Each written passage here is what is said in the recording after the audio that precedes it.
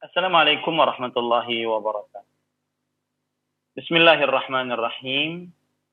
Innal hamdalillah nahmaduhu wa nasta'inuhu wa nastaghfiruh wa na'udzu billahi min shururi anfusina wa sayyiati a'malina. Man yahdihillahu fala mudilla lahu wa man yudlil fala hadiya lahu. Wa asyhadu an la ilaha illallah wahdahu la syarika lahu wa asyhadu anna Muhammadan 'abduhu wa rasuluh. Ya ayyuhalladzina amanu taqullaha haqqa tuqatih wa la tamutunna illa wa antum muslimun. Ya ayyuhan nasu taqu rabbakumul ladzi khalaqakum min nafsin wahidah wa khalaqa minha zawjaha wa batha minhuma rijalan katsiran wa nisaa'a. Wattaqullaha alladzi tasaaluna bihi wal arham. Innallaha kana 'alaikum raqiba.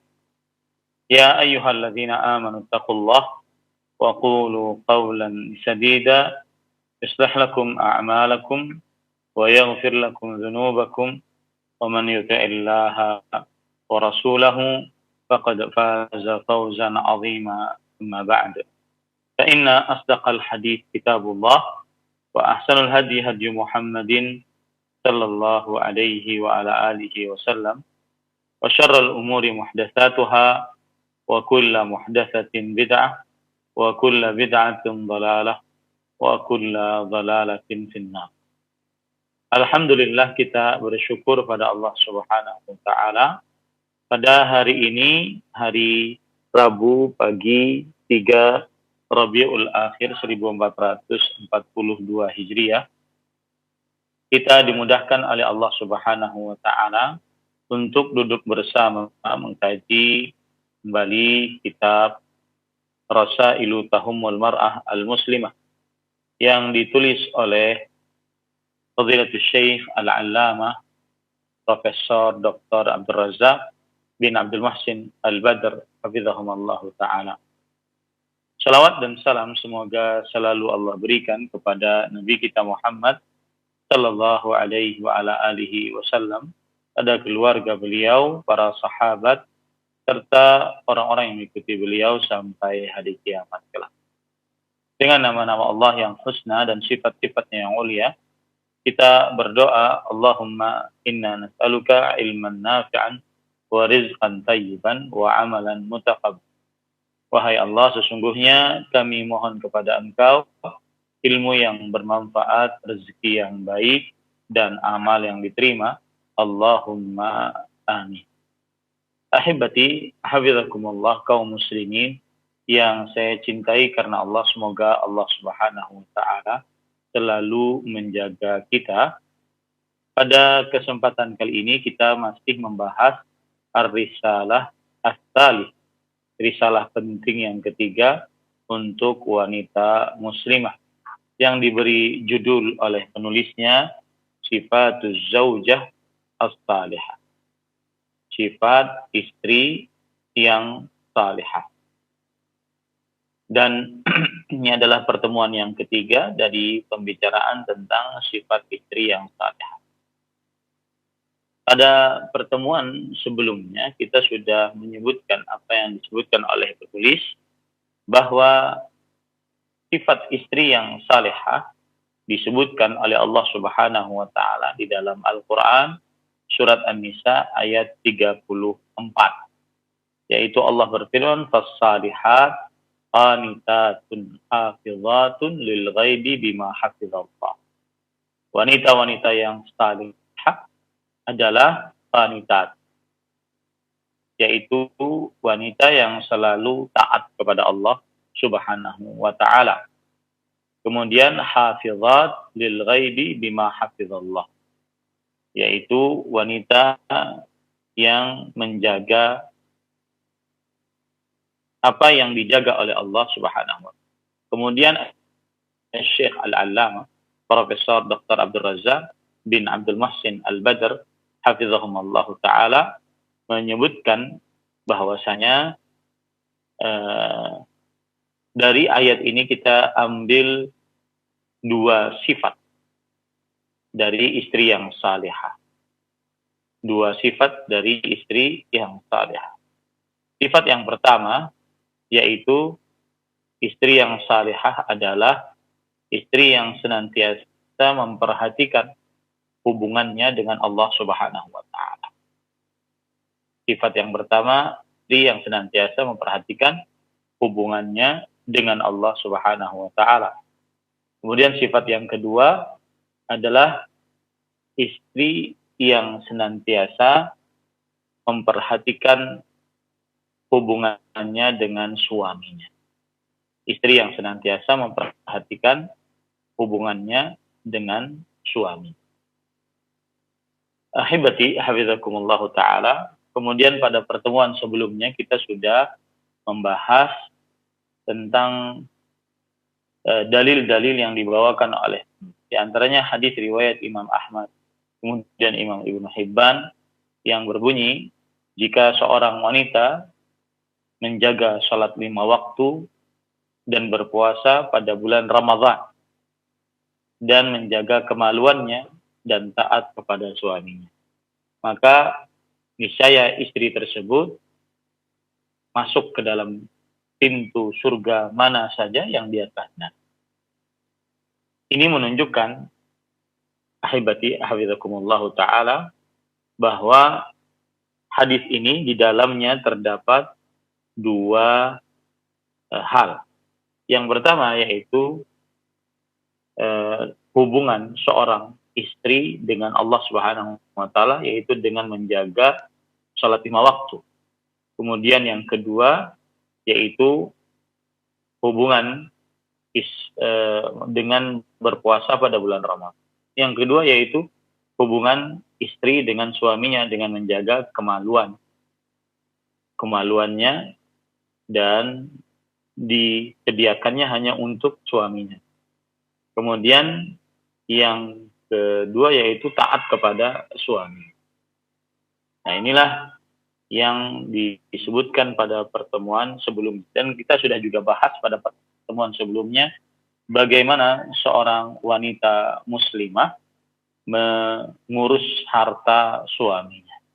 Yaitu kita sudah sebutkan bahwasanya seorang wanita muslimah tidak diperbolehkan untuk menafkahkan harta suaminya kecuali dengan izin suami. Tidak diperbolehkan untuk menafkahkan harta suaminya kecuali dengan izin suami. Walaupun itu makanan, dan makanan di sini terdapat penjelasan yaitu makanan yang tidak cepat rusak, maka tidak diperbolehkan untuk dinafkahkan, diberikan hadiah kepada orang lain kecuali dengan izin suami. Baik, ahibati hafizakumullah ta'ala, kaum muslimin yang saya cintai karena Allah, kita lanjut apa yang disebutkan oleh penulis hafizahullah ta'ala. Beliau mengatakan pada pertemuan sebelumnya, beliau mengatakan inna di halaman yang ke-11, ya, di halaman yang ke-11, inna asas as-salahi fil mar'ati salahuha ma'a rabbiha bi husni ta'atihi wa husni taqarrubi ilaihi wal muwadhabatu ala ibadatihi. Fa inna hadha as-salaha wa tilka al-istiqamata hiya sirru sa'adatiha wa sirru falahiha wa sirru tawfiqiha fi hayatiha kulliha bima fi dhalika hayatuha az-zawjiyah wa salahu auladiha wa dzurriyyatiha wa 'aishuha al-'aisha al-mubarak al-hamid. Yang artinya sesungguhnya fondasi kesalehan di dalam diri seorang perempuan adalah kesalehan terhadap Rabb-nya dengan bagusnya ketaatannya dan bagusnya pendekatan diri kepada Allah Subhanahu wa taala, dan selalu di atas ibadah kepada Allah Subhanahu wa taala. Karena sesungguhnya kesalehan ini dan istiqamah tersebut adalah rahasia kebahagiaan, rahasia keberuntungan, dan rahasia diberinya petunjuk oleh Allah Subhanahu wa taala kepada perempuan tersebut di dalam kehidupannya seluruh. Termasuk di dalamnya adalah kehidupan bersama suaminya dan juga kesolehan anak-anak dan keturunannya, dan juga kehidupannya dengan kehidupan yang baik dan indah.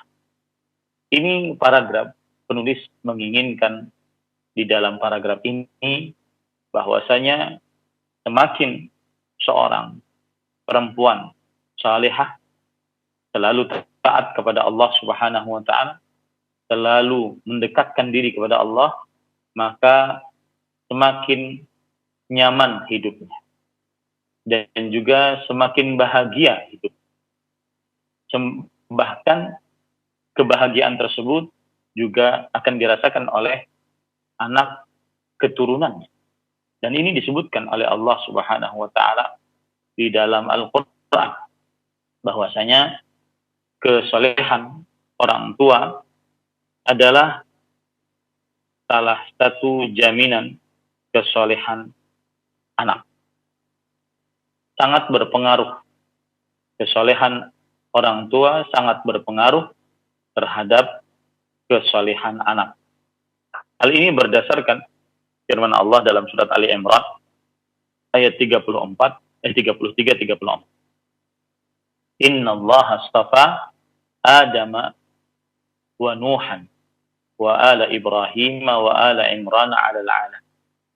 Dzurriyyatan ba'duha min ba'd. Wallahu sami'un alim. Sesungguhnya Allah Subhanahu wa taala mengutus Nabi Adam, Nabi Nuh, dan keluarga Ibrahim dan keturunan Ali Imran, keturunan Imran sebagai nabi dan rasul untuk alam semesta. Dzurriyyatan ba'duha min ba'd. Keturunan mengikuti keturunannya. Wallahu sami'un alim. Allah Subhanahu wa taala Maha mengetahui dan Maha mendengar. Kalau kita perhatikan perkataan ulama tafsir tentang dzurriyyatan ba'duha min ba'd, yaitu dikatakan oleh Syekh Al-Allamah Abdurrahman bin Nasir As-Sa'di rahimahullah ta'ala, beliau mengatakan bahwa fahasala at-tanasubu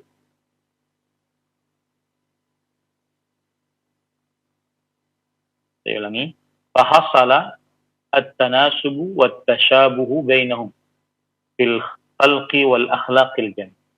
Yang dimaksud keturunan, sebagian mengikuti sebagian yang lain, maksudnya adalah terjadinya kesesuaian dan keserupaan di antara mereka di dalam penciptaan dan budi pekerti yang indah.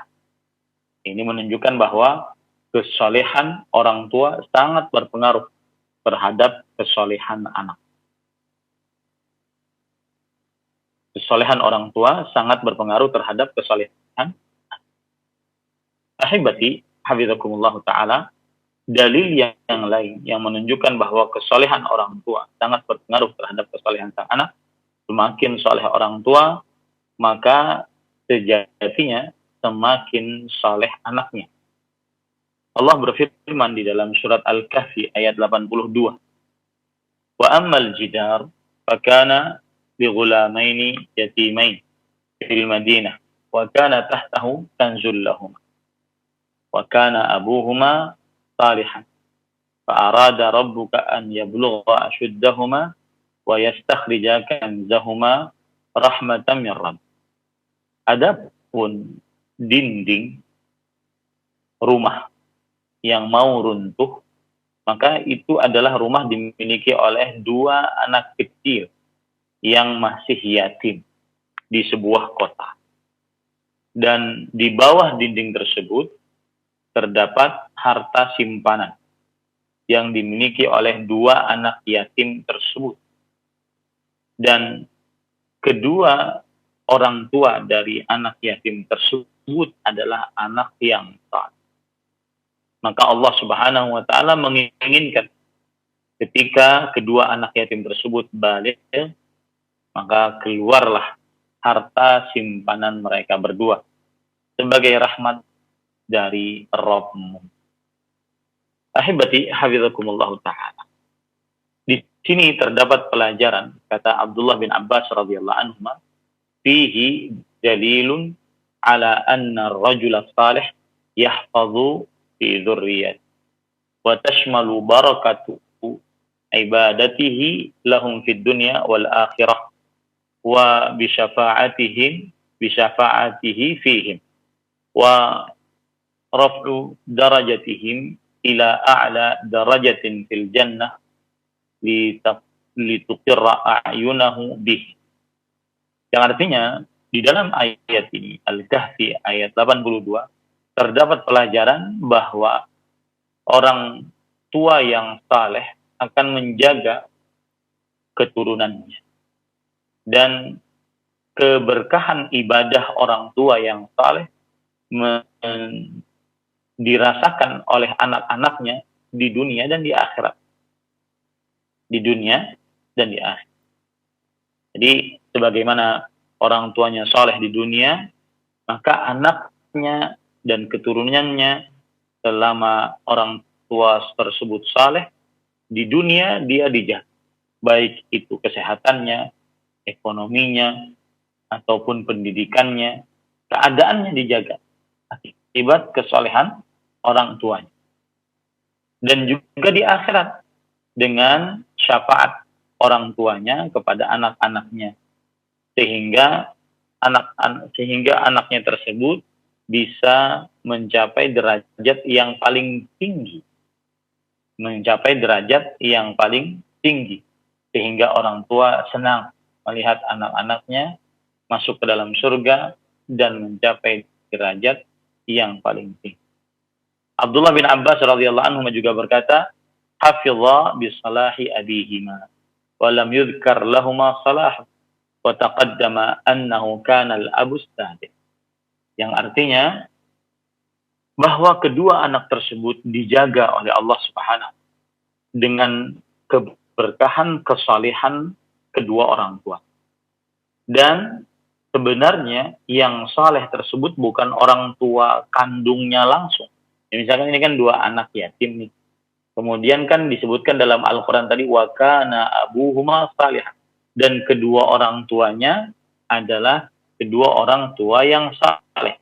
Ternyata kata Abdullah bin Abbas radhiyallahu anhu, yang dimaksud kedua orang tuanya tersebut adalah bukan kedua orang tuanya yang langsung, tetapi kakek dan neneknya yang ketujuh. Berarti orang tua yang saleh, bapak ibu yang saleh akan menjaga anak cucunya sampai 7 turunan lebih. Sampai 7 turunan lebih. Ini indahnya seorang istri yang salihah senantiasa bagus hubungannya dengan Allah Subhanahu wa taala. Dia akan bahagia di dunia bersama suaminya, dia juga bisa membahagiakan anak-anaknya karena kesolehan istri tersebut. Kita lanjut. Walihada kana muta'akkidan ala man aradat li nafsihal khaira wa muta'akkidan ala awliya'il umur alladhina yuhibbuna li banatihimul khaira an yunashshi'uhunna ala salahi wal istiqamati wal muhafazati ala al-ibadah wal inayati bi fara'idil Islam wala siyama as-salawatul khamsu wa siyamu syahri Ramadan wal bu'du an kulli ma yu'athiru fi 'iffatil mar'ah wa syarafiha wa huwa ma jaa'a bayanuhu fi hadzal hadits biqaulihi wa hafizat farjaha. Yang artinya, oleh sebab inilah ditekankan atas siapa yang ingin siapa wanita yang ingin kebaikan untuk dirinya, dan ditekankan atas para orang tua yang menginginkan kebaikan untuk anak-anak perempuan. Hendaknya mereka mengembangkan anak-anak perempuan mereka di atas kesalehan, di atas keistiqomahan, di atas selalu menjaga ibadah kepada Allah Subhanahu wa taala, memperhatikan kewajiban-kewajiban dalam agama Islam, terutama sholat 5 waktu, berpuasa pada bulan Ramadhan, dan menjauhkan dari segala apa yang mempengaruhi kesucian dan kemuliaan anak perempuan. Dan itulah yang disebutkan penjelasannya di dalam hadis ini dengan sabda Rasul Shallallahu Alaihi Wasallam, wa hafizat farjaha, dan wanita tersebut menjaga kemaluannya. Nah, ini paragraf penulis ingin memberikan penjelasan kepada kita bahwa anak perempuan ataupun orang tua dari anak perempuan tersebut harus memperhatikan hal-hal yang diwajibkan oleh Allah Subhanahu wa taala, terutama salat 5 waktu. Kemudian juga puasa pada bulan Ramadan. Saya sering mengingatkan, kemarin juga saya ditanya oleh seseorang, "Ustadz, anak saya baru baligh. Bagaimana? Apa yang harus saya lakukan? Amalan apa?" Maka jawabannya, tidak ada amalan khusus yang harus dia lakukan. Akan tetapi orang tua harus mengenalkan bahwasanya jika seorang perempuan sudah baligh, maka berarti dia wajib untuk mengenalkan kepada anak perempuannya ada pencatatan amal.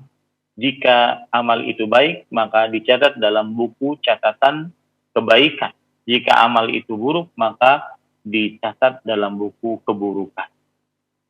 Dan apabila sudah baligh, wajib mengerjakan syariat-syariat Islam yang wajib, ya. Dan jika dia tidak mengerjakan, maka dia berdosa. Dikenalkan itu kepada anak perempuan, sehingga anak perempuan benar-benar memperhatikan. Semisal sholat 5 waktunya, ya. Kalau sudah baligh, maka diingatkan, tidak perlu menunggu perintah orang tua untuk mengerjakan sholat, karena dia harus sudah dewasa dan dia harus mengetahui bahwasanya apa yang dia kerjakan diganjar pahala, dan jika dia melakukan dosa maka diganjar ataupun diberikan hukuman oleh Allah Subhanahu wa taala. Kenalkan itu kepada anak-anak kita, sehingga kita tidak lagi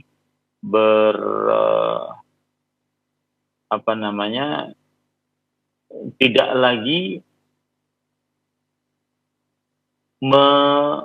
selalu mengingatkan, tetapi hendaknya orang tua mengingatkan tentang adanya pencatatan amal saleh, adanya pencatatan amal buruk. Maka itu harus dipahamkan kepada anak yang sudah baligh, terutama sholat 5 waktu, puasa pada bulan Ramadan.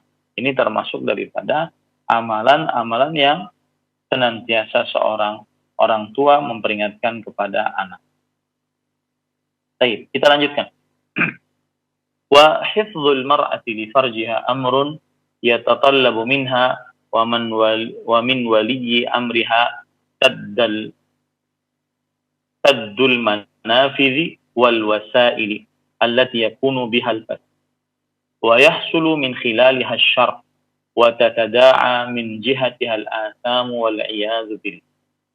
Yang artinya menjaga seorang wanita menjaga kemaluannya adalah sebuah perkara yang dituntut dari seorang perempuan dan dituntut dari seorang orang tua untuk menutup segala sarana, kemudian jalan yang dengan sarana dan jalan tersebut terdapat kerusakan. Dengan sarana dan jalan tersebut terjadi keburukan. Dengan sarana dan jalan tersebut akhirnya mengkonsekuensikan dosa dan maksiat. Ya, ini maksudnya adalah baik anak perempuan ataupun orang tua, maka dia harus memperhatikan bagaimana anak perempuan jangan sampai ternodai kemaluan. Sama sekali. Sebelum menikah dengan pernikahan yang sah, tidak diperbolehkan untuk ternodai kehormatannya, kesucian. Dia berjuang bersama-sama dengan anak perempuan. Orang tua berjuang bersama-sama dengan anak perempuannya agar terjaga kesolehan. Jangan berpacaran, jangan berdua-duaan, jangan bercampur laki-laki dengan perempuan, berdua-duaan dengan laki-laki yang bukan mahram. Jangan bercampur laki-laki dan perempuan yang bukan mahramnya tanpa ada hijab pembatas, dan seterusnya. Ya, semuanya dilarang oleh agama Islam. Dan Rasulullah SAW bersabda, "Iyyakum wad-dukhula 'alan nisa."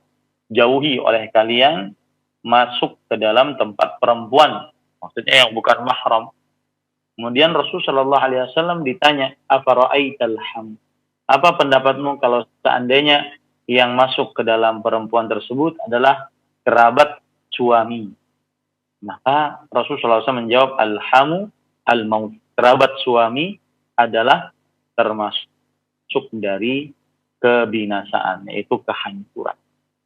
Maka jangan sampai seorang perempuan bermudah-mudah berdua-duaan dengan laki-laki yang bukan mahram, ataupun bercampur dengan laki-laki yang bukan mahram tanpa ada pembatas hijab, ataupun berhubungan dengan laki-laki yang bukan mahram, karena dikhawatirkan akan ternodai kesucian, kehormatan, kemuliaan, dan kemaluannya.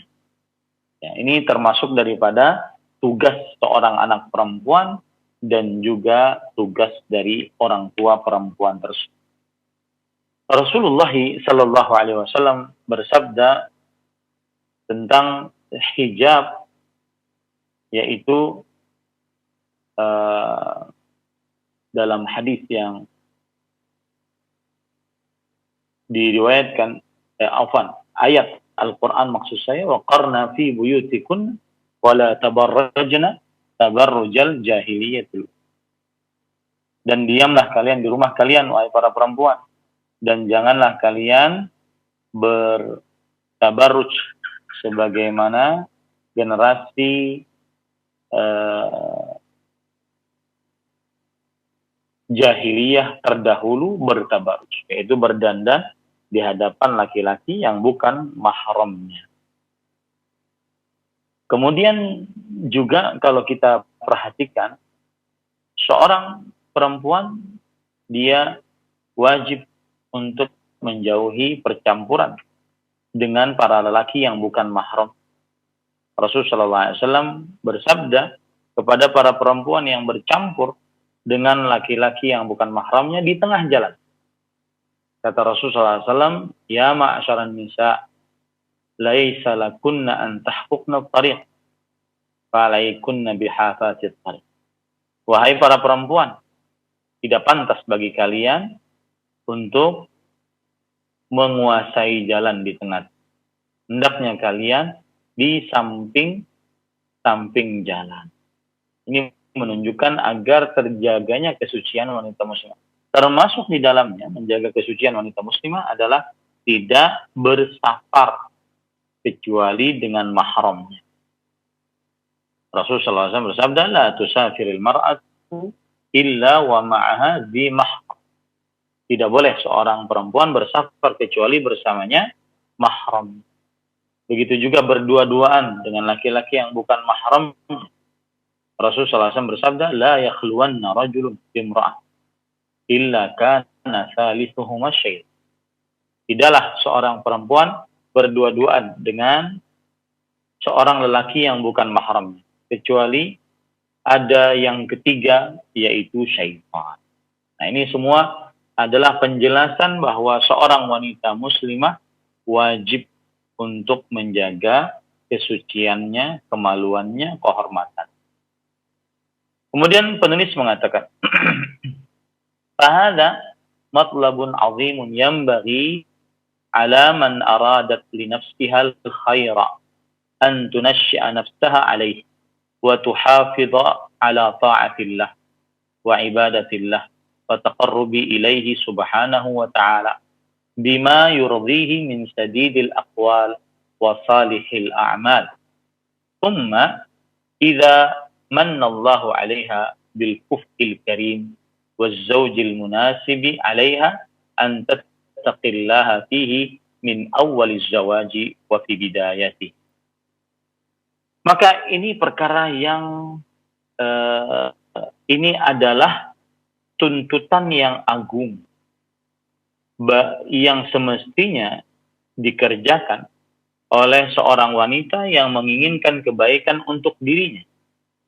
Hendaknya dia tumbuh berkembang di atas, selalu menjaga ketaatan kepada Allah, beribadah kepada Allah, mendekatkan diri kepada Allah Subhanahu wa taala dengan apa yang diridhai oleh Allah Subhanahu wa taala, berupa perkataan-perkataan yang baik, amalan-amalan yang bagus. Kemudian jika Allah Subhanahu wa taala memberikan nikmat kepadanya dengan suami yang mulia, yang cocok untuknya, hendaknya dia bertakwa kepada Allah Subhanahu wa taala terhadap suami tersebut di awal pernikahannya dan di permulaan pernikahan. Apa maksud? Artinya begini, kalau seandainya seorang perempuan tersebut ditakdirkan oleh Allah Subhanahu wa taala kemudian dia memiliki suami, maka pada saat itu hendaknya dari mulai malam pertama, bahkan ketika ada seorang laki-laki yang baik agama dan akhlaknya melamar, maka dia harus memperhatikan keadaan malam pertamanya. Dia harus memperhatikan keadaan, bukan malam pertama maksud saya, tapi keadaan pernikahan. Ya, keadaan pernikahan. Dalam artian dari mulai mahar, ya harus diperhatikan. Dari mulai mahar perempuan tersebut yang dimintakan oleh perempuan tersebut kepada si suami, maka dia harus bertakwa kepada Allah di dalam. Kita lanjut baca. Wa hadza yastaujibu an nunabbiha ila mas'alatin asbaha al-qata'u fiha sya'i'an wal khalalu fiha mutakathiran ala wa hiya al-israfu wal badzu wal badkhu alladhi yakunu fi lailati az-zawaj wa fi nafaqati az-zawaj wa hadha amrun khataruhu baligh wa daruhu 'azim. Artinya, dan ini mengkonsekuensikan kita memperingatkan tentang sebuah permasalahan yang kekeliruan di dalamnya sudah tersebar, kesalahan di dalamnya sudah terlalu banyak, yaitu permasalahan terlalu berlebih-lebihan, berfoya-foya di malam pernikahan dan juga pada biaya pernikahan. Dan ini adalah perkara yang bahayanya sangat besar dan kerugiannya sangat mendalam. Maksudnya adalah kadang sebagian orang melakukan pernikahan, biaya pernikahannya dari mulai akad nikah sampai resepsi pernikahan terlalu besar, terlalu mahal biayanya. Ini yang diingatkan oleh Syekh. Ini adalah sebuah sikap foya-foya, sikap terlalu berlebihan yang sudah tersebar di tengah masyarakat. Tapi bagaimanapun kita harus mengingatkan akan hal ini. Jangan sampai terjadi. Kemudian penulis mengatakan, wa katsirun minan nisa idza aqbalat 'ala az-zawaj ittajaha ihtimamuha lisyakliyat wattajaha ihtimamuha limusyakalati banati jinsiha wa nadhiratiha. Fulanatun minan nasi fa'alat wa fi az-zawajil fulani fa'alu kadza.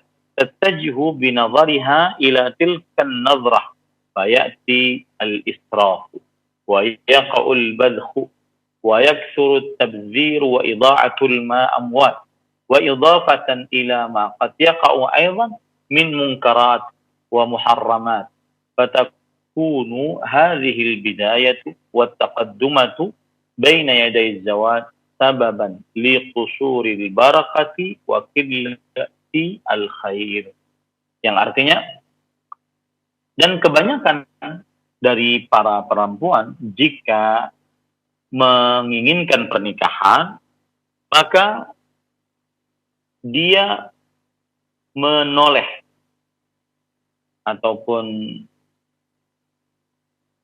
mengarahkan perhatiannya kepada hal-hal yang bukan primer, bukan bahkan sekunder, hanya sekadar tertier, syakliyat, yaitu yang bahasa Indonesianya syakliyat itu hanya sekedar penampilan, ya, mengarahkan perhatiannya kepada penampilan, mengarahkan perhatiannya kepada menyerupai perempuan-perempuan yang semisal dengannya, perempuan-perempuan yang setara dengannya.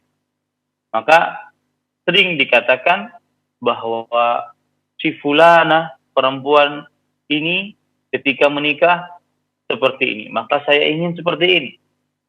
Kemudian di dalam pernikahan si fulan, mereka melakukan ini, maka ingin seperti ini. Maka pandangannya mengarah kepada pandangan-pandangan tersebut. Pemikirannya mengarah kepada hal-hal tersebut. Maka disinilah akhirnya terjadi terlalu berlebih-lebihan. Datang sikap terlalu berlebih-lebihan, terjadi sikap terlalu poya-poya, banyak melakukan penghamburan harta, penyia-nyiaan harta, ya, ditambah lagi dengan apa yang terkadang terjadi dari beberapa kemungkaran dan juga hal-hal yang diharam. Maka jadilah permulaan di awal pernikahan penyebab kurangnya berkah dan minimalnya kebaikan. Artinya, sikap-sikap yang seperti ini terlalu berlebih-lebihan jika melakukan pernikahan, baik itu akad nikah, resepsi pernikahan, ya, akhirnya ini mengurangi keberkahan pernikahan tersebut, mengurangi kebaikan dari pernikahan tersebut, karena diawali dengan terlalu berlebih-lebihan. Dan Rasul Shallallahu Alaihi Wasallam mengingatkan bahwa jangan sampai terlalu berlebih-lebihan. Nanti kita akan bahas.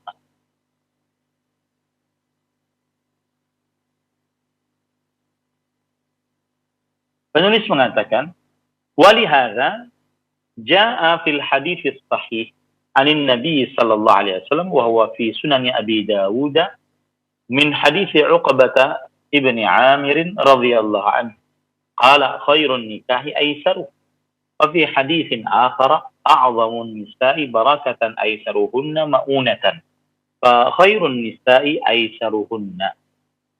Oleh sebab itulah di dalam hadis yang sahih dari Nabi Muhammad SAW, dan dia terdapat di dalam kitab Sunan Abi Dawud dari hadis sahabat Nabi Uqbah bin Amir radhiyallahu anhu.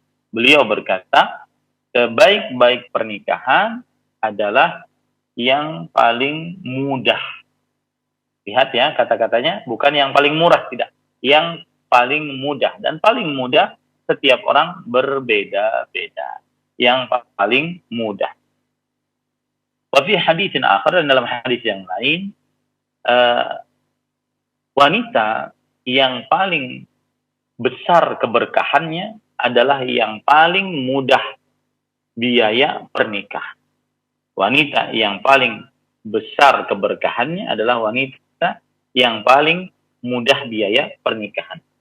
Nah, ini dalil-dalil yang menunjukkan bahwasanya kalau seandainya menikah, maka cari yang paling mudah, tidak usah yang terlalu sulit. Karena mungkin biaya tipis, sedikit, tetapi ingin yang paling megah, paling mewah. Akhirnya menyulitkan. Ini tidak benar. Orang boleh mungkin kalau seandainya dia memang kaya, diluaskan rezekinya, maka dia boleh untuk berluas-luas, terutama memberikan makan kepada orang miskin. Tetapi sesuai dengan kemampuannya, jangan sampai dia akhirnya setelah menikah menyicil bayar hutang. Nah, ini jangan sampai setelah menikah dia menyicil bayar hutang. Bayar hutang untuk apa? Biaya pernikahan. Baik itu akad nikah ataupun resepsi pernikahan. Nanti ada baju safari sama-sama, ya. Kemudian ada ini, ada itu, terlalu banyak. Akhirnya para pemuda pun bingung untuk menikah. Sampai kapan dia bisa mengumpulkan uang sebanyak itu? Apalagi kita di masa-masa yang sulit seperti ini. Sudah diumumkan tentang resesi ekonomi dan semisalnya.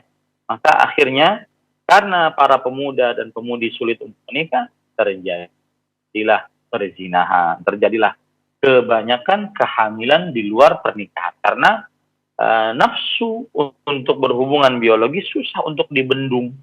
Sedangkan para ikhwan yang dirahmati oleh Allah Subhanahu wa taala, seseorang harus melampiaskan syahwat tersebut. Kita lanjut. Walihadza yanbaghi 'alal mar'ati wa 'alal abi wa 'alal ummi an yakuna nasba a'yunihim fin nikahi wa fi marasimiz zawaj at-taysiru lat-ta'siru. Yang artinya saya bacakan dulu lanjutannya. Wat tawadhu'u lat-ta'ali wat-taraffu' war-rifqu wal-anatu wa 'adamul israfi wal-badh.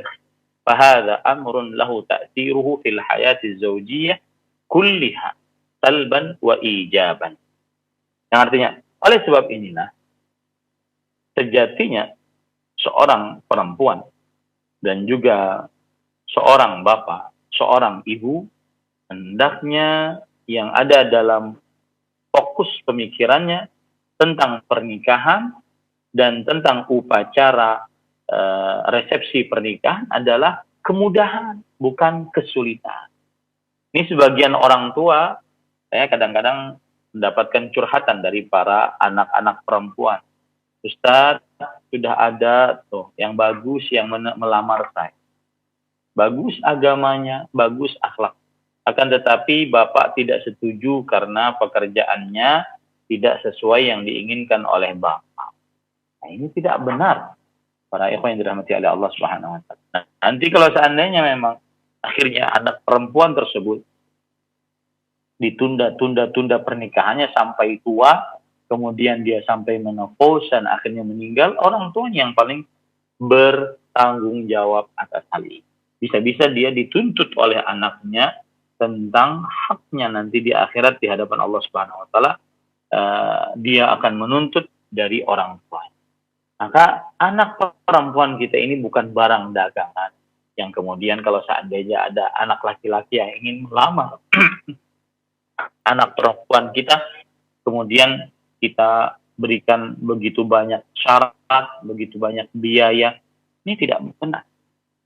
Kemudian beliau juga mengatakan yang harus diperhatikan dan fokus pandangan para perempuan, kemudian orang tua, bapak dan ibu adalah ketika melakukan pernikahan dan resepsi pernikahan, maka harus dibangun di atas tawadhu.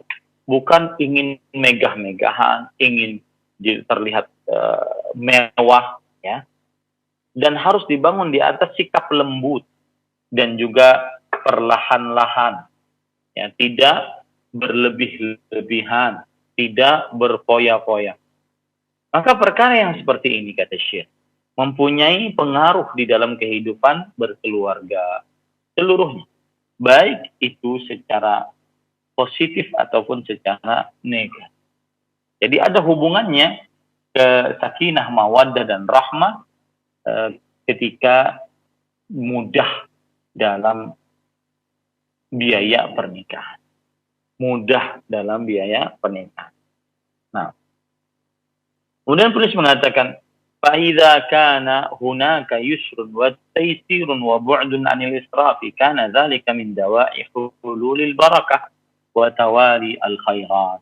Maka apabila di sana ada kemudahan, kemudian mempermudah, jauh dari sikap terlalu berlebih-lebihan, maka ini termasuk dari perkara terjadinya berkah. Kemudian juga terus-menerusnya didapatkan kebaikan. Terus-menerusnya didapatkan kebaikan. Ya tadi yang disebutkan oleh Rasulullah SAW. Wanita yang paling besar berkahnya adalah yang paling mudah biaya pernikahan.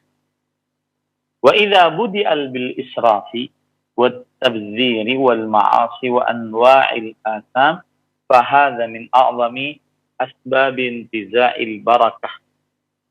Asbabi intiza'il barakah wal iyadzu billah.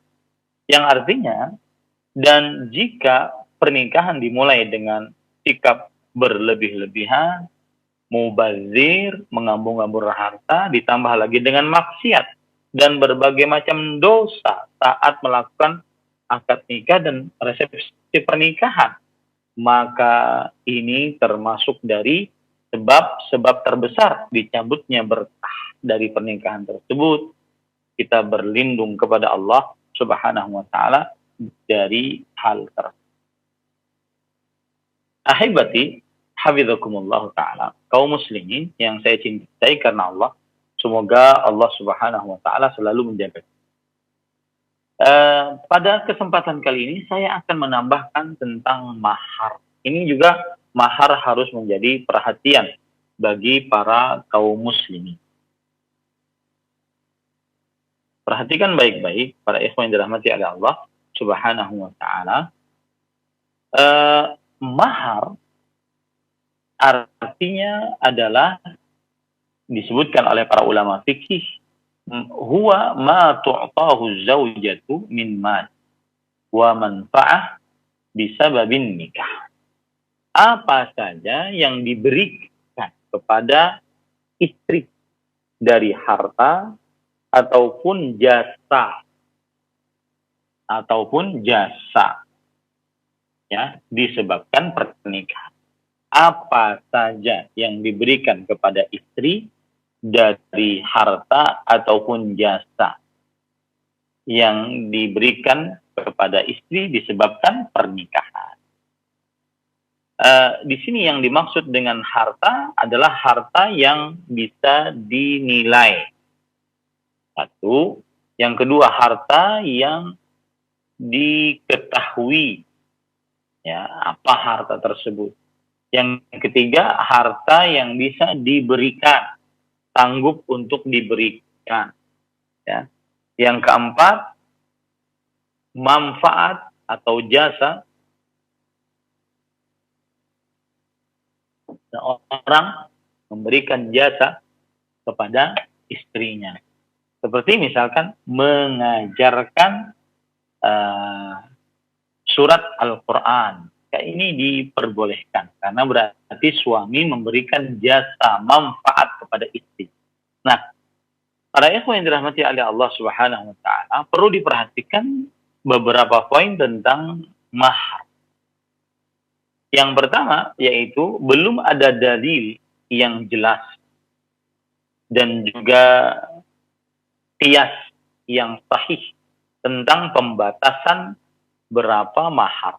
Belum ada dalil yang jelas dan juga qiyas yang sahih tentang pembatasan berapa paling sedikit mahar dan berapa paling banyak mahar. Belum ada. Maka berarti mahar boleh dengan harta, baik banyak ataupun sedikit, jika terjadi keridhaan antara suami dan istri. Dan ini adalah pendapatnya jumhur. Itu poin yang harus kita pahami baik-baik tentang mahar. Kemudian, ahibati hafizakumullah ta'ala. Mahar hukumnya wajib.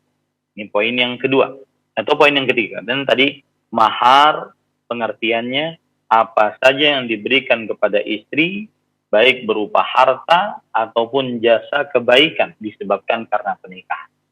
Harta sudah saya sebutkan, dia adalah berharga, ada nilainya, diketahui, kemudian sanggup untuk diberikan.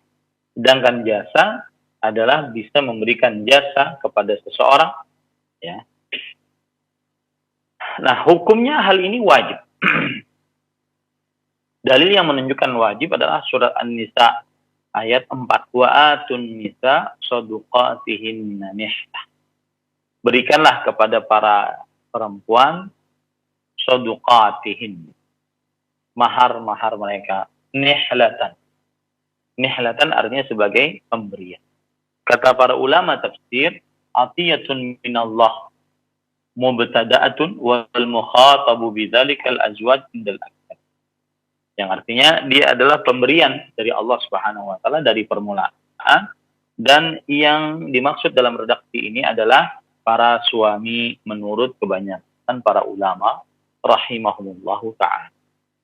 Dalil yang lain surat An-Nisa ayat 25 tentang wajibnya memberikan mahar. Fankihuhunna biizni ahlihinna wa atuhunna ujurahunna. Maka berikanlah, nikahilah para perempuan tersebut dengan izin dari keluarganya, dan berikanlah kepada para perempuan tersebut mahar-mahar mereka dengan baik. Mahar-mahar mereka dengan baik. Begitu juga dalam surah An-Nisa ayat 24. Fa'atuhunna ujurahunna fariidhah. Maka berikanlah kepada para perempuan tersebut pahala-pahala mereka dengan sebagai kewajiban bagi kalian. Nah, ini dalil-dalil yang menunjukkan bahwa wajibnya memberikan mahar. Wajibnya memberikan mahar kepada istri. Adapun dari hadis Rasul Shallallahu Alaihi Wasallam, yaitu hadis yang diriwayatkan oleh Imam Bukhari dan Imam Muslim dan Imam Abu Daud, Imam Tirmidzi, Imam An-Nasai dan seterusnya, dari Anas bin Malik radhiyallahu anhu, beliau bercerita, anna Abdurrahman bin Auf radhiyallahu anhu qala li Rasulillah sallallahu alaihi wasallam, tazawwajtu imra'atan faqala ma asdaqtaha qala wizna nawatin min dhahab. Artinya, Abdurrahman bin Auf radhiyallahu anhu berkata kepada Rasulullah sallallahu alaihi wasallam, aku telah menikah dengan seorang perempuan. Kemudian Rasulullah SAW bertanya, apa mahar yang engkau berikan kepadanya? Kemudian Rasulullah SAW dijawab oleh Jabir bin Abdurrahman bin Auf radhiyallahu anhu, yaitu emas senilai nawat. Nawat itu adalah biji kurma, dan dia adalah 5 dirham. 5 dirham. 1 dirhamnya itu 2,75 gram. 1 dirhamnya itu adalah 2,97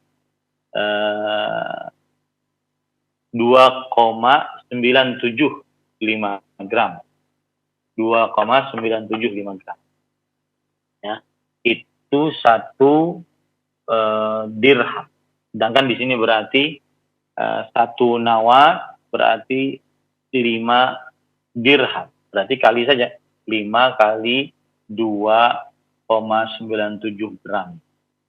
Ya. Ini kemudian setelah itu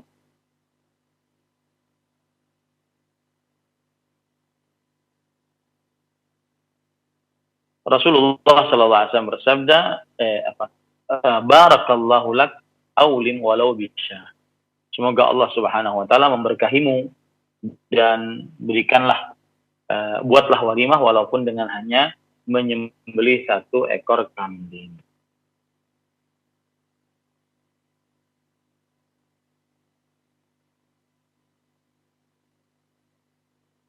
Kemudian ada lagi hadis yang diriwayatkan oleh Imam Bukhari, Imam Muslim, Abu Daud, At-Tirmidzi, An-Nasa'i, dan juga Ibnu Majah dan Al-Baihaqi, Ad-Daruqutni, Imam Ahmad, dan Ad-Darimi, bahwa hadis dari Sahal bin Sa'ad As-Sa'idi radhiyallahu anhu, ada seorang wanita mengajukan dirinya untuk dinikahi oleh Rasulullah SAW. Lalu Rasulullah SAW tidak berkenan.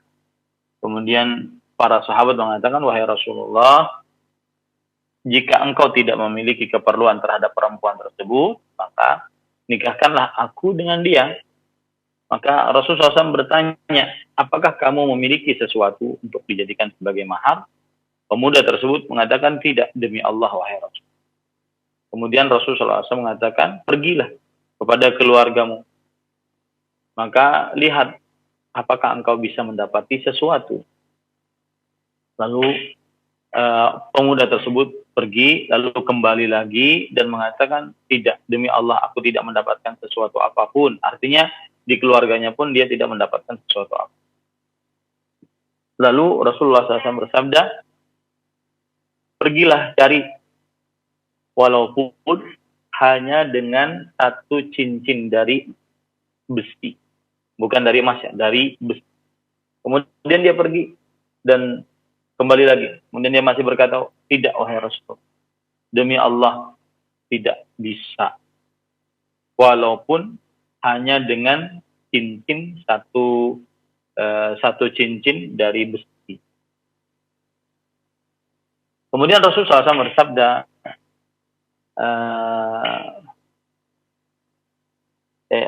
pemuda tersebut mengatakan, aku tidak memiliki itu wahai Rasulullah, tetapi aku memiliki kain sarungku ini. Kata Rasulullah SAW, lalu apa yang kamu perbuat dengan kain sarung? Jika engkau memakainya, maka engkau tidak memiliki selainnya. Ya. Jika engkau memakainya, engkau tidak memiliki selainnya. Dan jika engkau memakainya, tidak ada sesuatu apapun yang didapatkan oleh istrimu. Maka akhirnya laki-laki tersebut pun terduduk dan lama duduk sampai Rasulullah SAW melihat dia berpaling. Lalu dipanggil lagi pemuda tersebut. Lalu Rasulullah SAW bertanya, kamu memiliki hafalan Al-Quran berapa? Kemudian pemuda tersebut mengatakan, saya memiliki hafalan Quran ini, sampai dia sebutkan. Lalu Rasulullah SAW bertanya, apakah kamu menghafalnya? Kemudian ia menjawab, iya. Kata Rasulullah SAW, idhab faqad mallaktukaha bima ma'aka minal Quran. Pergilah. Sungguh aku telah memiliki perempuan ini dengan apa yang kamu miliki dari Al-Quran. Nah, ini menunjukkan bahwasanya mahar wajib hukumnya diberikan kepada seorang istri. Dan mahar yang wajib adalah harta ataupun jasa. Harta ataupun jasa. Sedangkan hafalan Al-Quran, seperti misalkan lagi ngetren nih, ya, seorang suami ataupun mempelai laki-laki menjadikan hafalan surat Ar-Rahman sebagai mahar, maka ini tidak dibenarkan, ya, menjadikan hafalan surat Ar-Rahman sebagai mahar, ini tidak dibenarkan.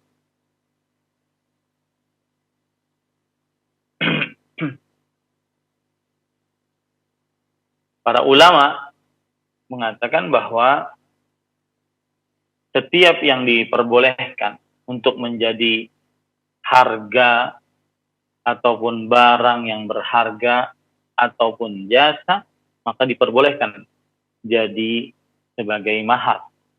Adapun kalau seandainya dia hafalan Al-Quran, maka tidak diperbolehkan. Kenapa demikian? Karena dia bukan jas. Hafalan Al-Quran, dia bukan jasa. Tapi kalau dia, suaminya mengatakan, saya maharnya adalah mengajari dia Al-Quran, satu surat Al-Quran, maka ini boleh. Karena itu jasa. Wallahu a'lam. Nah. Ya, mungkin sudah jam 9 lewat, kita masuk kepada sisi pertanyaan. Insya Allah nanti untuk mahar, saya akan lanjutkan kembali karena ini banyak sekali permasalahan-permasalahan seputar mahar yang menyebabkan akhirnya terlambat para pemuda menikah. Karena saking besarnya mahar dan saking besarnya biaya pernikahan, saking besarnya biaya pernikahan. Akhirnya tidak terjadi pernikahan. Wallahu a'lam. Silakan Akhi Ari hafizahullah ta'ala. Nah, Ustaz, barakallahu fikum, jazakallahu khairan. Terima kasih atas nasihat dan bimbingan yang bermanfaat yang telah disampaikan. Semoga menjadi tambahan ilmu untuk kita semuanya.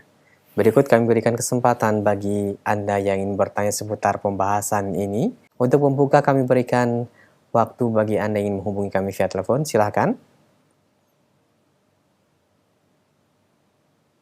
Halo.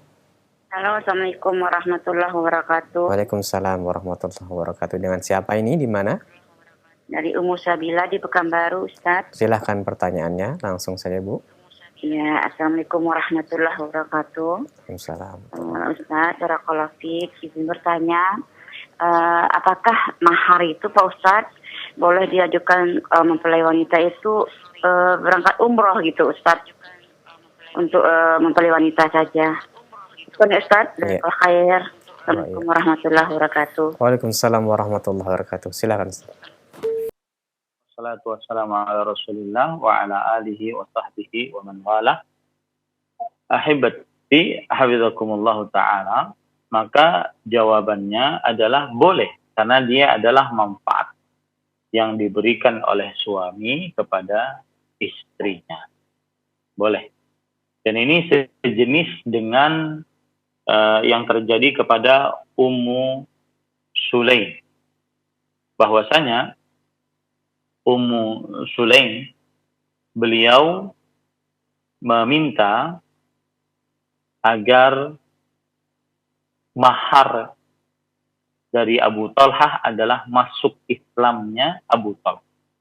Bagaimana hadis riwayat Bukhari, riwayat An-Nasai dari Anas bin Malik radhiyallahu anhu, khataba Abu Talhah radhiyallahu anhu Umma Sulaim radhiyallahu anha, faqalat wallahi ma mithluka ya Aba Talhah yurad, walakinnaka rajulun kafir wa ana imra'atun muslimah, wala yahillu li an atazawwajaka fa in tuslim fadzaka mahri wa ma as'aluka ghairahu fa aslama fa kana dzalika mahraha. Abu Talhah radhiyallahu anhu melamar Ummu Sulaim radhiyallahu anha. Dan Ummu Sulaim berkata, demi Allah, tidak sepertimu, wahai Abu Talhah, tidak berhak untuk ditolak. Tetapi engkau adalah lelaki kafir dan aku adalah perempuan muslim, dan tidak halal bagiku untuk menikah denganmu. Maka jika engkau masuk Islam, itulah maharku. Ya, itulah maharku. Dan aku tidak akan minta selain itu. Aku tidak akan minta selain itu. Maka akhirnya Abu Talhah masuk Islam, dan itulah mahar dari Ummu Sulaim radhiyallahu anha. Maka saya katakan, tidak mengapa seorang istri meminta mahar diumrohkan, karena ini termasuk daripada harta dan manfaat. Wallahu a'lam. Nah. Barakallahu fikum. Terima kasih atas jawaban yang bermanfaat. Selanjutnya kami berikan kesempatan kembali. Halo. Assalamualaikum warahmatullahi wabarakatuh. Waalaikumsalam warahmatullahi. Ibu dikecilkan dahulu monitor volume televisinya. Sudah, Ustaz. Ya, dengan siapa Ibu? dengan Mu'abdillah di Sulawesi Ustaz. Ya. Pertanyaan saya begini Ustaz. Nah ini masalah adat-adat di Sulawesi Ustaz. Nah yang memberatkan orang Sulawesi itu bukan maharnya Ustaz, tapi uang belanjanya kadang. Nah orang tua yang orang tua yang memberatkan pihak laki-laki untuk memberikan uang belanja, kadang ditolak karena tidak mampu kesini uang belanja. Ini berdosa orang tuanya Ustaz atau bagaimana? Ya, terima kasih Ibu atas pertanyaan. Kalau Heron Ustaz. Assalamualaikum warahmatullahi wabarakatuh. Waalaikumsalam warahmatullahi wabarakatuh. Silakan Ustaz. Seperti yang sudah saya ungkap tadi, bahwasanya yang disebut dengan mahar adalah apa saja yang diberikan kepada istri dari harta atau jasa. Maka apa saja yang diberikan oleh suami kepada istri dari harta atau jasa, maka itu mahar, termasuk di dalamnya yang disebut dengan uang belanja, ataupun istilah lain juga panai. Ya, ini adalah termasuk daripada mahar. Nah, apa saja yang diberikan oleh suami kepada istri, termasuk di dalamnya acara untuk resepsi pernikahan, uang belanja, itu mahar sebenarnya. Ya, itulah makanya saya tadi menegaskan pengertian mahar. Maka tidak boleh para orang tua memberatkan para laki-laki yang menikahi anak perempuannya dengan biaya belanja yang begitu mahal. Ya, dengan dalih bahwa malu terhadap orang lain kalau seandainya tidak seperti ini. Seperti yang disebutkan oleh Syekh tadi, bahwasanya akhirnya para perempuan ataupun orang tua perempuan berbicara tentang menunjukkan pandangannya kepada pernikahan si fulan. Pernikahan si fulana. Oh, kita harus begini. Dulu fulana itu begini, dulu fulana begini. Ini terlalu berlebih-lebihan. Karena setiap orang berbeda-beda kemampuan. Maka saya katakan sekali lagi, termasuk daripada kezaliman dan mempersulit pernikahan suaminya, anak perempuannya adalah seorang orang tua memberikan syarat kepada mempelai laki-laki dengan biaya belanja yang mahal. Dengan biaya belanja yang mahal. Dan ini sudah disebutkan oleh Allah Subhanahu wa taala dalam Al-Qur'an, di antaranya surat An-Nisa. Ya ayyuhalladzina amanu la yahillakum an Ya ayyuhalladzina amanu la yahillakum an tarithun nisaa karaha. Wahai orang beriman, tidak halal bagi kalian mewarisi wanita dengan jalan paksa. Wala ta'dhuluhunna litadhhabu bi ba'dhi ma ataitumuhunna. Dan janganlah kamu menyusahkan para anak perempuan karena hendak mengambil kembali sebagian dari apa yang telah kamu berikan kepadanya. Itu satu ayat, ya. Kemudian ayat yang lain, wa idza talaqtumuhunna fala talaqtumun nisaa fa balagna ajalahunna fala ta'dhuluhunna an yankihna azwajahunna idza taradaw bainahum bil ma'ruf. Apabila kamu menalak istri-istrimu lalu habis masa iddahnya, maka janganlah para wali perempuan tersebut menghalangi anak perempuannya untuk nikah lagi dengan bakal suaminya. Ini jangan. Apabila telah terdapat kerelaan di antara mereka dengan cara yang ma'ruf, maka hati-hati orang tua yang mempersulit biaya pernikahan anak perempuannya, ini termasuk orang tua yang zalim. Ya, wallahu a'lam. Nah, Barakallahu fikum. Terima kasih para ustadz yang telah menjawab pertanyaan dari Ibu. Dan semoga menjadi tambahan ilmu untuk kita semuanya. Berikutnya kami berikan kesempatan kembali. Silahkan. Halo. Assalamualaikum. Waalaikumsalam warahmatullahi wabarakatuh. Dengan siapa ini Bapak? Di mana? Bapak Al-Kahfi Trenggalek. Silakan Pak, pertanyaannya. Ya, ini Ustaz. Hmm. Ah, a- anak istri saya, anak perempuan saya ini kan Pak, mohon maaf dikecilkan dulu volume televisinya, dikecilkan supaya Ustadz nanti mendengar dengan jelas pertanyaan Bapak. Sudah? ya. Ya, silakan. Saya punya anak istri, rencananya ini mau mengajukan gugatan cerai karena tidak diberi belanja oleh suaminya. Sebetulnya sudah punya anak satu, tapi ini tidak pernah diberi belanja, bahkan didolimi kewajibannya. Ya. Ya. Isinya mengajukan cerai, mengajukan gugatan cerai itu apa? Uang yang diberikan atau uang yang diberikan suaminya dulu waktu perkawinan yang dinamakan mas kawin, itu apa wajib membalikan gitu? Ya, cukup Pak ya.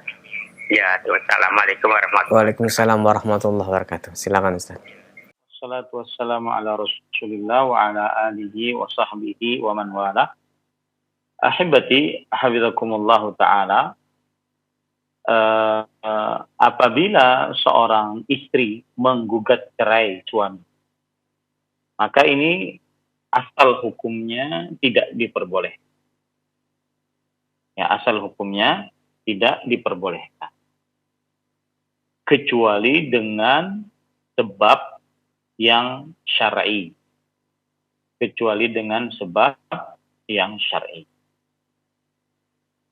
Dan salah satu sebab syar'i adalah yang berkaitan dengan akhlak, akidah, atau ibadah.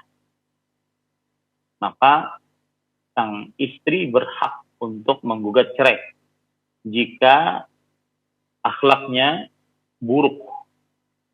Akhlak si suami tersebut buruk, maka diperbolehkan untuk menggugat cerai. Atau akidah suami tersebut buruk, maka diperbolehkan untuk menggugat cerai. Atau ibadah suami tersebut buruk, maka diperbolehkan untuk menggugat cerai. Dan alasan-alasan syariat lain. Nah, apabila menggugat cerai, maka pada saat itu dia disyariatkan untuk mengembalikan apa yang sudah diberikan oleh suaminya kepada istrinya. Yaitu hal ini berdasarkan hadis dari yang diriwayatkan oleh Imam Bukhari dari Abdullah bin Abbas radhiyallahu anhu. Anna imra'ata Thabit ibn Qais radhiyallahu anha atat an-nabiy sallallahu alaihi wasallam faqalat ya Rasulullah Thabit ibn Qais ma a'tibu alaihi fi khuluqin wala din walakinni akrahu al-kufra fil Islam.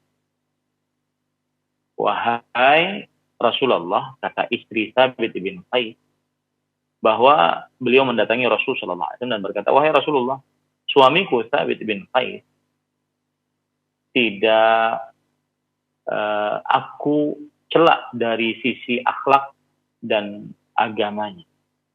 Akan tetapi aku takut kekufuran di dalam agama Islam. Artinya istrinya ini tidak mencela Thabit dari sisi agama, sisi budi pekerti, tidak. Tetapi Thabit bin Qais disebutkan bahwasanya beliau, istri Thabit bin Qais, tidak suka melihat wajah Thabit bin Qais. Maka akhirnya ingin menggugat cerai suami. Maka Rasul sallallahu alaihi wasallam berkata, "Ataruddina alaihi hadiqatah?" Apakah engkau sanggup untuk mengembalikan kebunnya? Kata istri Thabit bin Qais, nah, iya.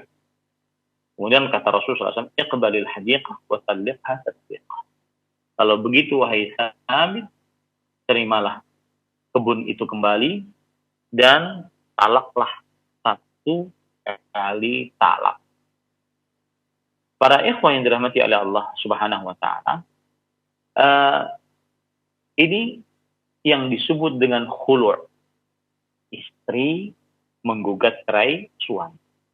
Nah, apabila khulu' itu terjadi, maka disyariatkan sang istri untuk mengembalikan apa yang sudah diberikan oleh suami kepada sang istri.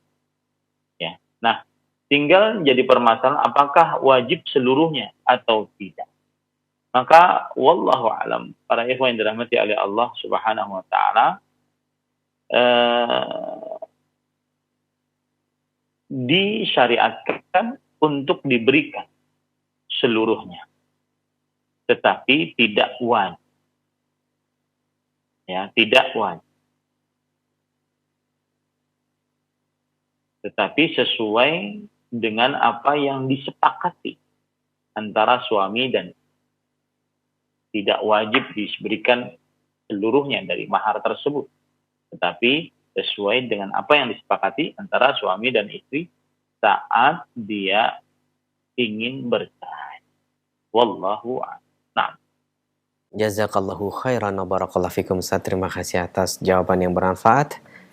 Kami akan lanjutkan kembali untuk menyampaikan pertanyaan. Kali ini kami beralih ke pesan singkat. Ada dari saudara kita Khairi di Payakumbuh, Sumatera Barat, bertanya sebagai berikut. Ustadz, apakah mahar untuk wanita itu boleh atas nama hutang?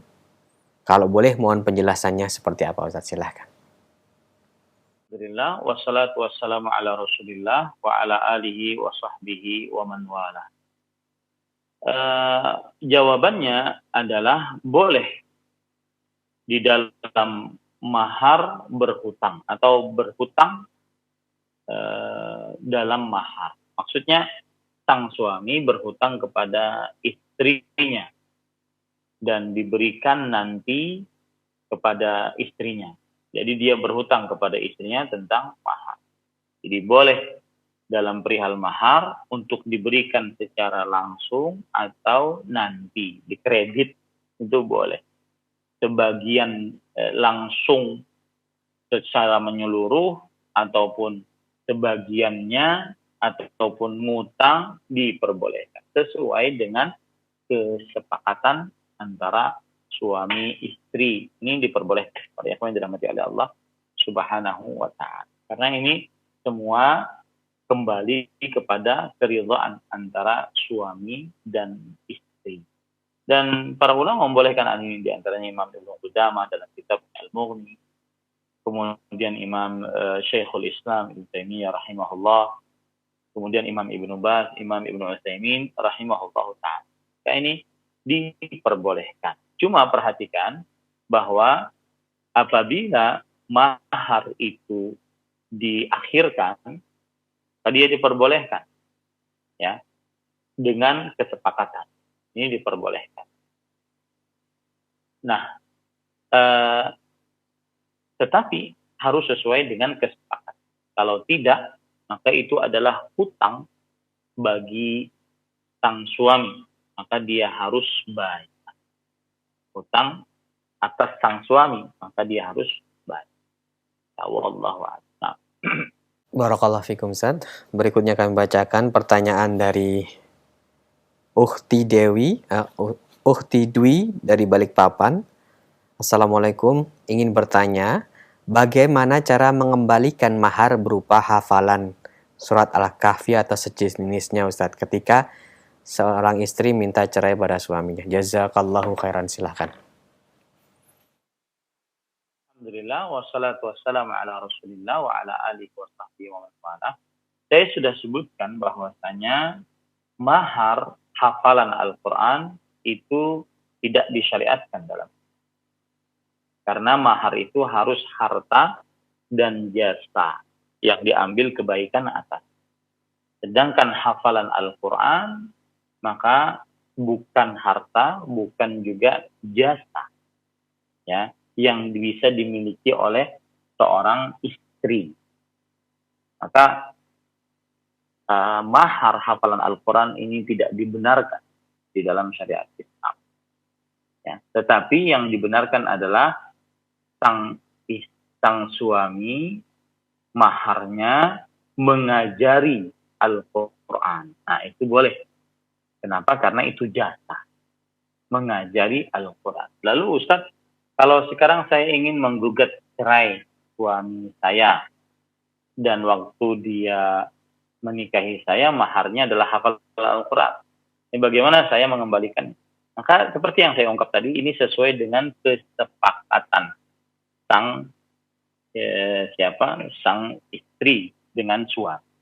Apa yang harus diberikan oleh suami kepada yang harus diberikan oleh istri kepada suaminya jika sang istri menggugat cerai suami, sesuai dengan kesepakatan. Tetapi bagaimana sudah saya sebutkan bahwa tidak disyariatkan mahar dengan hafalan Al-Quran. Yang disyariatkan adalah mengajarkan Al-Quran kepada istri atau kepada selain. Karena mahar itu harus harta ataupun jasa yang diambil manfaatnya oleh istri. Wallahu a'lam. Nah. Barakallahu fikum wa jazakallahu khairan. Pertanyaan selanjutnya. Assalamualaikum warahmatullahi wabarakatuh. Ustadz mau bertanya bagaimana hukumnya suami mengambil mahar untuk istrinya tanpa izin istri terlebih dahulu. Alasannya ketika ditanya untuk membangun rumah. Nah, sedangkan istri juga sedang membutuhkan barangnya tersebut atau maharnya tersebut. Jazakallahu khairan. Silakan Ustaz. Wassalatu wassalamu ala Rasulillah wa ala alihi wa sahbihi wa man wala. Maka jawabannya haram bagi suami untuk mengambil mahar yang sudah dia berikan kepada istrinya. Ya, haram untuk suami mengambil mahar yang dia sudah berikan kepada istrinya. Allah Subhanahu wa taala berfirman akan hal ini dalam surat An-Nisa ayat 21. Wa kaifa ta'khudunahu wa qad afdha ba'dukum ila ba'd. Bagaimana kamu wahai suami akan mengambilnya kembali, mengambil mahar itu kembali, padahal sebagian kamu telah bergaul, bercampur dengan yang lain sebagai suami istri. Itu diperbolehkan. Wa akhadna minkum mitsaqan ghalidha, dan mereka istri-istrimu telah mengambil dari kalian perjanjian yang kuat. Tidak diperbolehkan mengambil mahar dari istri oleh suami karena itu sudah milik istri. Hanya kan pengertian mahar tadi ma'atu'tahu zaujatu min mal au manfa'ah bisababin nikah. Segala sesuatu yang diberikan kepada istri baik berupa harta ataupun manfaat yang disebabkan karena pernikahan, maka tidak boleh diambil, ya, tidak boleh diambil dengan alasan bangun rumah, tidak boleh, harus dengan izin sang istri. Apabila istri ridha, maka berarti dia diperbolehkan untuk mengambilnya. Kalau tidak ridha, tidak diperbolehkan. Wallahu a'lam. Nah, kami berikan kesempatan untuk penanya yang terakhir. Silakan. Halo. Halo, Assalamualaikum. Waalaikumsalam warahmatullahi wabarakatuh. Dengan siapa ini, di mana Bapak? Abu Runa dari Bogor. Silahkan pertanyaannya langsung. Ya, Assalamualaikum Ustadz. Waalaikumsalam. Bertanya, apakah cara-cara ta'aruf yang menurut syar'i Ustadz? Karena banyak sekarang cara-cara ta'aruf yang Anda dapatkan informasinya tidak syar'i Ustadz. Mohon nasihatnya Ustadz. Assalamualaikum warahmatullahi wabarakatuh. Waalaikumsalam warahmatullahi wabarakatuh. Silakan. Wassalatu wassalamu ala Rasulillah wa ala alihi wa sahbihi wa man wala. Jazakumullahu khairan atas pertanyaannya. Maka ta'aruf sebenarnya adalah istilah kekinian yang maksudnya adalah saling mengenal untuk mengetahui calon istri atau calon suami. Maka pada saat itu saling mengenal ini harus berjalan di atas jalan koridor Islam. Maka cara apa saja yang dilakukan untuk ta'aruf diperbolehkan selama tidak bertentangan dengan syariat. Jadi kita tidak bisa batasi apa-apa saja yang diperbolehkan dan apa-apa saja yang dilarang. Tidak bisa. Karena dia adalah sesuatu yang baru.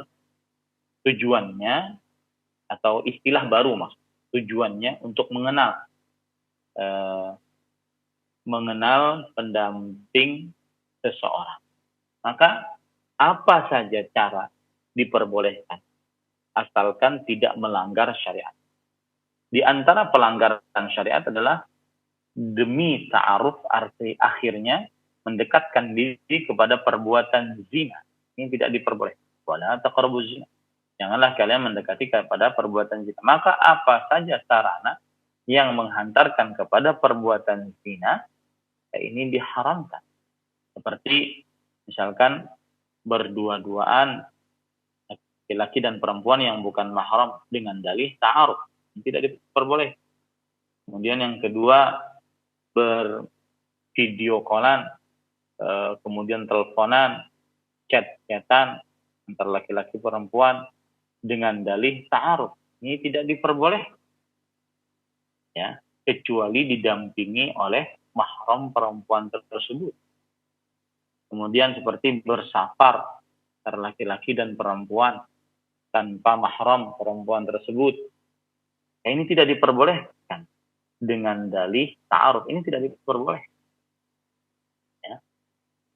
Dan masih banyak lagi hal-hal yang lain yang diharamkan dan melanggar syariat.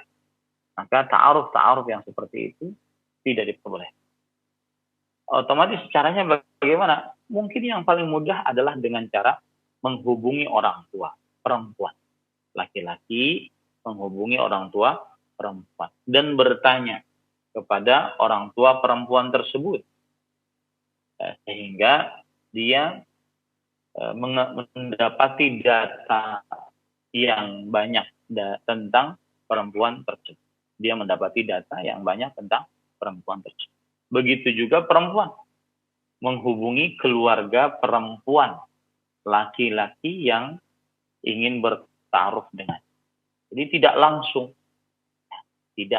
karena itu akan mendekati perbuatan zina dan melanggar syariat.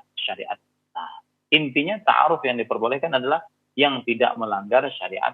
Nah, kalau ditanya satu-satu maka dan disebutkan satu-satu contohnya maka akan susah. Ya, akan susah karena terlalu banyak dan modelnya di zaman sekarang juga terlalu banyak. Intinya jangan sampai melanggar syariat. Jangan sampai mendekatkan diri kepada perbuatan zina, jangan sampai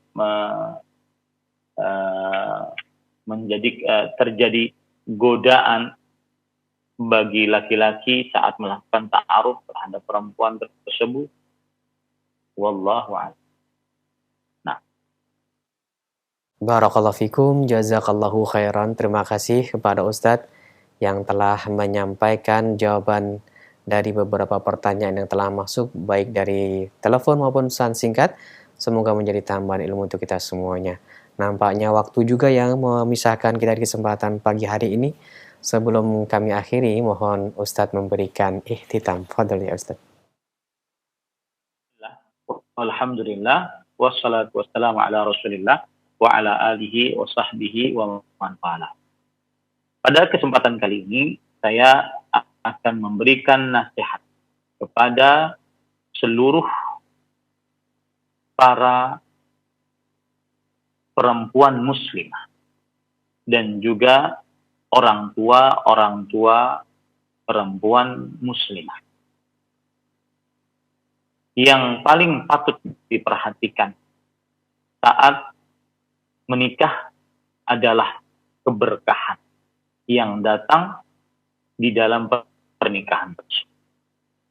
Maka jangan sampai keberkahan yang datang dalam pernikahan tersebut direnggut, digerogoti dengan biaya dan mahar pernikahan yang terlalu mahal. Kadang-kadang dalam satu hari atau satu malam bisa menghabiskan ratusan juta, bahkan sampai miliaran. Maka ini termasuk daripada sifat berlebih-lebihan di dalam pernikahan. Dan Rasulullah SAW sudah menyebutkan, a'zamun nisa'i barakatan aitharuhunna ma'un. Wanita yang paling besar berkah adalah yang paling mudah biaya pernikahan. Maka mudahkanlah pernikahan dengan cara memudahkan jumlah mahar, memudahkan uang belanja saat pernikahan, memudahkan acara resepsi pernikahan.